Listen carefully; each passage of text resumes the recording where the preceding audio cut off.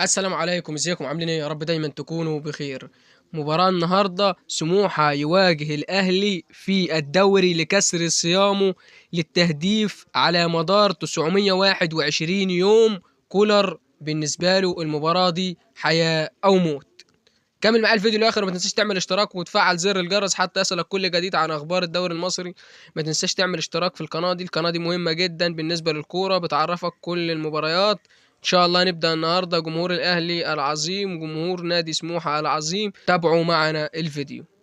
الاهلي وسموحة، المباراة تقوم اليوم في الساعة 4 مساء بتوقيت مصر.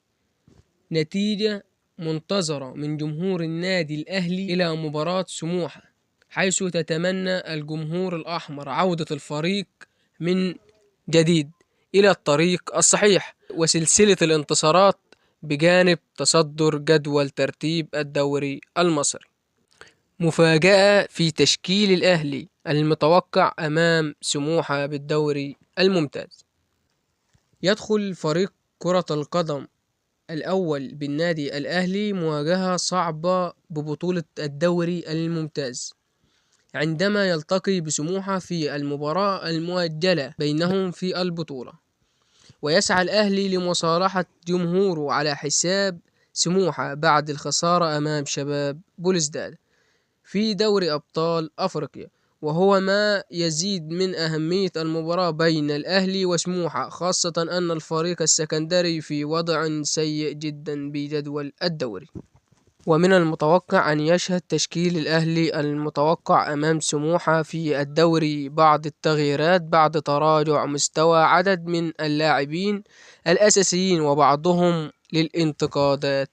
ووفقا للمعلومات الواردة من القلعة الحمراء، فإن تشكيل الأهلي المتوقع أمام سموحة سيكون كالآتي: في حراسة المرمى محمد الشناوي، في خط الدفاع عمر كمال عبد الواحد ورامي ربيعة وياسر إبراهيم ويحيى عطية الله، في خط الوسط مروان وإمام عاشور والسلية، في خط الهجوم حسين الشحات ووسام أبو علي وكهربا.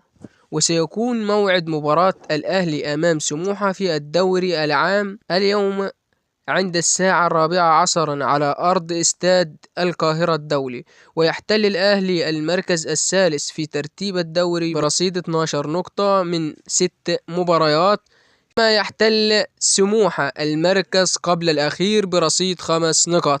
المباراة دي هتكون ضرب نار كده بين الأهلي وسموحة، خصوصا بالذات إن سموحة متأخر وعايز يتقدم، عايز يصالح جمهور السكندري وعايز يرجع يشتغل على نفسه تاني. خصوصا المباراة دي هتكون ضرب نار بعد ان كولر خلاص خلص كل الثقة اللي بينه وبين جمهور النادي الاهلي، كمان ما بقتش باقية عليه. خلاص كولر عايز يثبت نفسه في المباراة دي، يا اما يتكل على الله، لان جمهور الاهلي ما بقاش مستحمل ان يشوف الكورة اللي بيقدمها كولر دي تاني. خصوصا كولر في الفترة الأخيرة ثقته نزلت بينه وبين جمهور النادي الأهلي، خصوصا خلاص من المنتظر بأن يفصلنا ساعات على موعد بدء مباراة الأهلي وسموحة في الدوري المصري الممتاز لموسم 2024-2025، حيث يقام اللقاء مساء يوم الثلاثاء التي يوافق يوم 7 من شهر يناير الحالي 2025، وتقام المباراة ضمن المباريات الجولة السابعة. مقرر بأن يقام اللقاء على استاد القاهرة الدولي، وستبدأ صفارة اللقاء في تمام الساعة 4 عصرا بتوقيت مصر. أما عن قناة الناقلة لمباراة النادي الأهلي أمام سموحة، ستكون من خلال اون تايم سبورت، وذلك لأنها الناقلة الحصري لبطولة الدوري المصري. لحد هنا يكون وصلنا لنهاية الفيديو. ما تنساش تعمل اشتراك في القناة وتفعل زر الجرس حتى يصلك كل جديد. قناتنا بتقدم اخبار الدوري اول باول، فهتحتاج لها لان دي هترسل لك كل المباريات اول باول. فازاي تشوف كل المباريات دي؟ كل اللي عليك بعد ما بتدوس اشتراك في القناة اللي لونه احمر ده، ما تنساش كده تدوس على زر الجرس وتفعل الجرس عشان يوصلك كل جديد. والسلام عليكم ورحمة الله وبركاته، واستناكم في فيديو قادم ان شاء الله.